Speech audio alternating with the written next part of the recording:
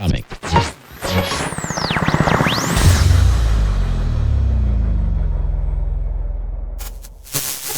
Just before the All-Star break, the Dodgers became the first National League team to win 60 games in this 2022 season. And with a 667 winning percentage into the All-Star break, only the second team in Dodger history with that high of a percentage before going into the All-Star break. The Dodgers have a much larger cushion than they originally expected over league rivals such as San Diego Padres and, of course, the dreaded, San Francisco Giants. But anyway, despite the major injuries across the board on the Dodgers roster, the Dodgers are enjoying a comfortable cushion atop the National League, which is good to see at this time. And they have the second best record in all of Major League Baseball leading into the All-Star break, of course, behind the Yankees, unfortunately.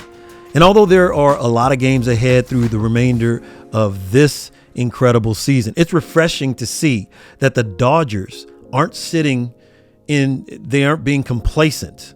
They'll definitely make the second half of the season incredibly interesting to watch because they've used multiple scenarios, all these chess moves by the coaches and the organization, and these things are continuing to play out, and it makes it great for the fans. So on this episode of The Bunker, 35-year sports journalist and former Dodger exec Jorge Martín is going to join us as we discuss all things Dodgers, our Dodgers, as they make that strong push for the second half of the season for the ultimate prize of World Series champions. So hold tight and enjoy.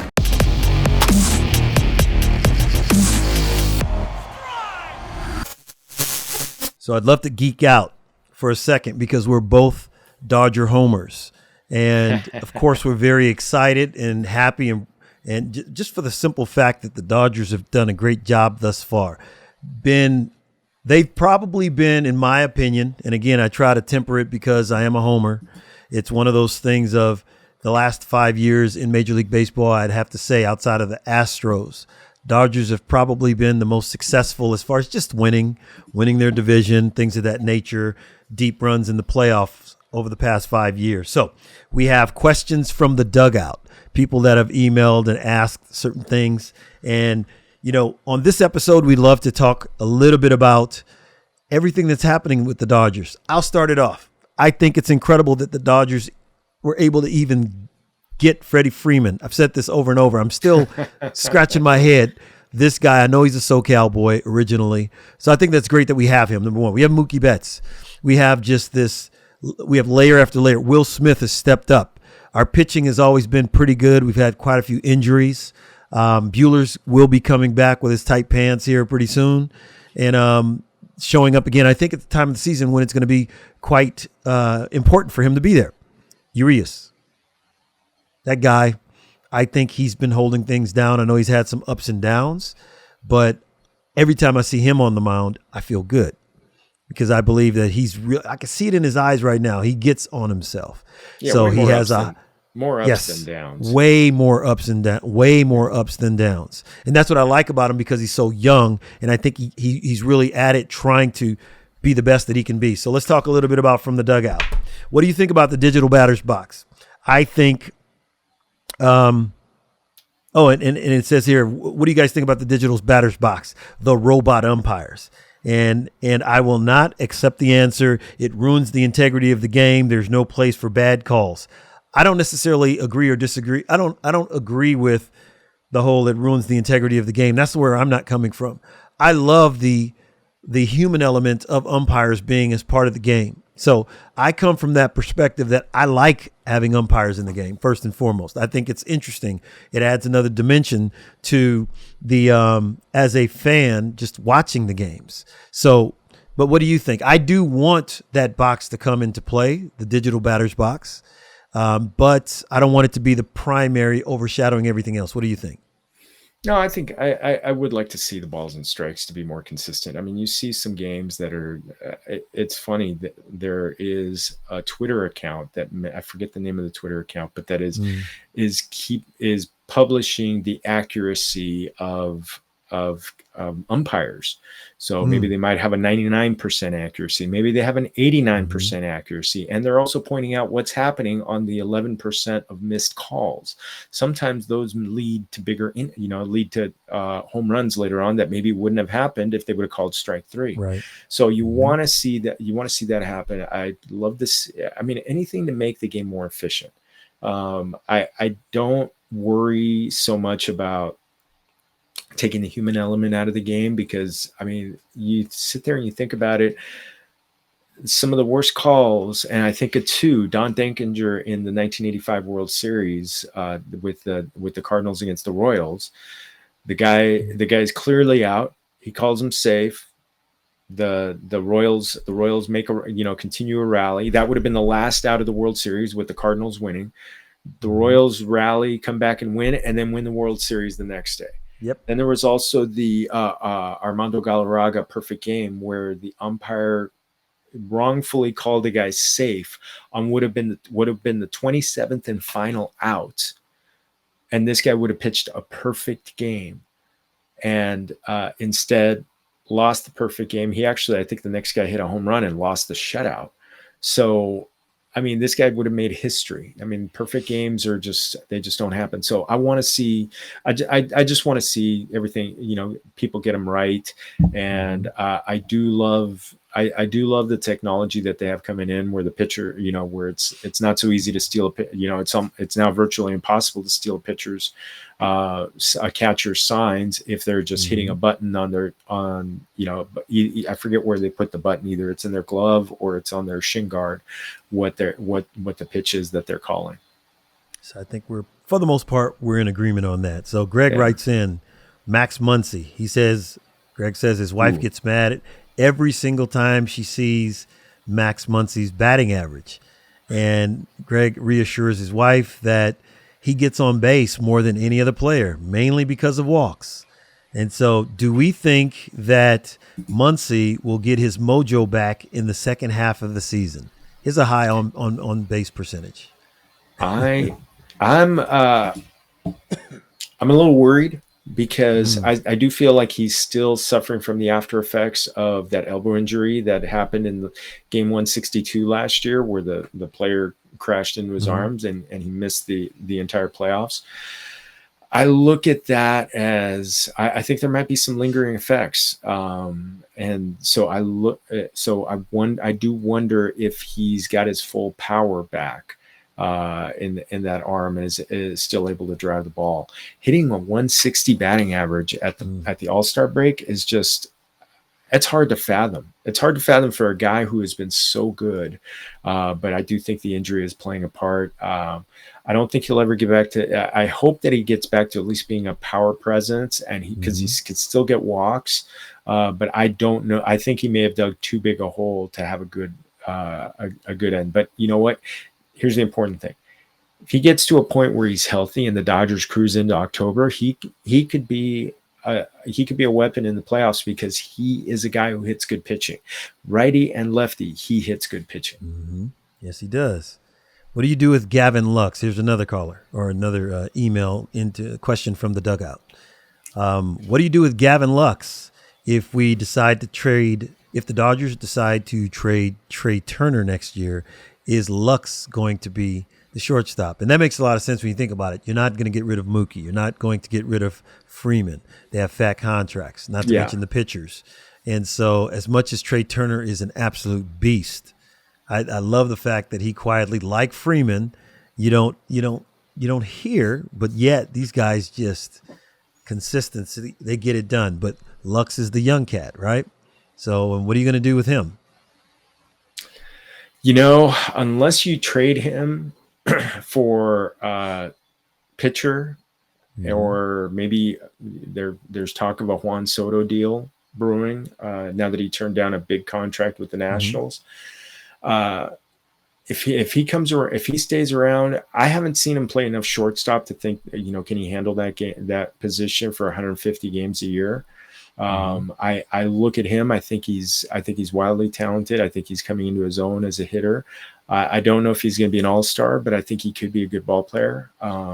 And I think, unless you're trading him for Juan Soto, I think you hold on to him because, you need that insurance because Trea Turner could decide to leave via free agency. Mm-hmm. That would be a big blow, but at the same time, I mean, I completely understand. I think the foundational pieces, pitching, obviously, and, as far as the hitting, you mentioned another time in conversation, 4 pieces that the Dodgers have relied on in the past several months. You're looking at Will Smith, you're looking at Trea Turner, Mookie, and Freddie Freeman. I don't think 3 of those 4 are in a position to leave anytime soon. So if Trea Turner has to go, I hope they figure something out with this guy because I love watching him play. I think he's a tremendous asset to the Dodgers. But some of these younger guys coming up, such as Gavin Lux, I think that there's something to be said about that. Every year there seems to be someone from the Dodgers club team. There's two or three guys, and they'll throw them in there. I'm like, who's that dude? And then you watch him over a few weeks, and you're like, he's pretty good. Yes, that's the thing, because think about it. Both Corey Seager and I'm looking right at his face for the Giants, Jock Peterson. I mean, they're all-stars. Those guys were prominent in the Dodgers lineup recently. And so you let someone like Trea Turner go, then, I don't know what to do with that because the contracts are the contracts, the caps are the caps. So what are you going to do? Yeah, that's the tough one. I mean, I'd love to see Trea Turner back, but there is the salary cap or whatever they're going to call it, the luxury tax. The luxury tax. And do the Dodgers want to pay up for that? And are they, and if they do pay up, where are they going to not spend as much money? Are they not going to spend as much money on the pitching staff? That is the big quandary right there. But they've done well about developing their players. So when you develop your players, you get those cheap contracts at the beginning of their careers, so that you can then end up spending big money on a Freddie Freeman, on a Mookie Betts, hopefully on a Trea Turner. Shore up that pitching staff. So that kind of thing. So we're gonna. I hope Trea Turner is back because I think he's one of the best players in baseball. And I agree. And it's simplistic. Newsflash, everybody, good baseball players, they're usually on good teams. It's that chicken and the egg thing. They typically make the teams good teams, right? Yeah. So, but one thing I wanted to add, I mean, I'm pleasantly surprised, very pleasantly surprised at how well the Dodgers are doing, considering how many injuries they've had. Just so it's been a litany, it's been a mass unit of as far as injuries are concerned, and they've continued. They've got so much depth. They've been able to do that. They've been able to win so many ball games. The bullpen, you've gotten some unsung heroes come out. Tony, and on the starting rotation, Tony Gonsolin, Tyler Anderson, both came out of either Tony Gonsolin was hoping to be the 5th starter. Tyler Anderson was hoping to be a middle reliever, and both of them are all-stars. So what a great story that is. Right. And they do that, and they've got guys like Evan Phillips and that are coming in and pitching really, really well out of the bullpen. So it's exciting right now. It's an exciting time to be a Dodger fan. I think the Dodgers have positioned themselves well. I think they've done a great job over the past several weeks testing the limits and boundaries of some guys that are not the big names we discussed. They're bringing these guys along. They're getting some swings. They're getting some time at the plate, some time in the field, so they can feel real game timing and experience. I think that's a smart move. That chess move, that's that whole thing, right? You want to make sure that everyone – I heard some people getting a little crazy about why are they putting that guy in? I'm like, well, this is the time of year you want to do it. You want to especially when you – yeah, go for it. Oh, especially when you got that big a lead. 12 and a half games at the All-Star break. That's my point. You have to. Injuries take place. We have no idea who's going to be hot in the league. Very similar to San Francisco last year. Someone else that we're not thinking of. You and I, we've had a chance to speak extensively regarding the Yankees, the Mets, the Rays, all these other teams. And now our Dodgers are a perennial top team, especially the past 7 to 8 years. Doesn't mean, but we only have one chip out of all that time. Just only one. And Should have been two, but don't remind me. Let's hope for Trash Can Gate and redemption. So we'll figure it out. That would be great. And I like being a little selfish here. I like the fact that if they do play Houston, it's half the flight than it is to New York for the Yankees and things of that nature, the East Coast teams, because I want to see these guys after 162 games to be fresh when it comes to the most important time of the year. And that bounce just to, even though it's private plane and all that, but that little, that actual flight to Houston would be a whole lot less to manage than New York. And so anyway, I'm hoping for an LA Dodgers entry into the World Series and, of course, a victory. I think the road moving forward with all the players you named, you mentioned earlier, I think they're a joy to watch. If you're a baseball fan, you watch how they're shuffling things around. Even old JT, Justin Turner, actually left both of his feet and caught this ball before it hopped over third on his knees, threw the guy out at first. The guy was a road runner. Can't remember exactly who they. This was just it was against on the Friday Angels. night. That was Friday night. That yes. was to preserve Kershaw's perfect game at the time. How incredible! And he's an old cat. That's the type of thing that makes it worthwhile, you know. And he got a little fire. He's been quiet lately. He hasn't said much lately. When when Chris Taylor comes back, when hopefully Muncy can jump up a little bit, when Bellinger finds a way, stop swinging for the fence, my man. He's incredible. He's one of the most incredible outfielders I've ever seen. I love watching him in the field. I love watching Bellinger play in the field. So he's not been as strong as he could be at the plate, but he definitely is killing it on the field. So we can go on and on about our Dodgers. So we'll do another probably in a month or two before the playoffs, a quick Dodger hit.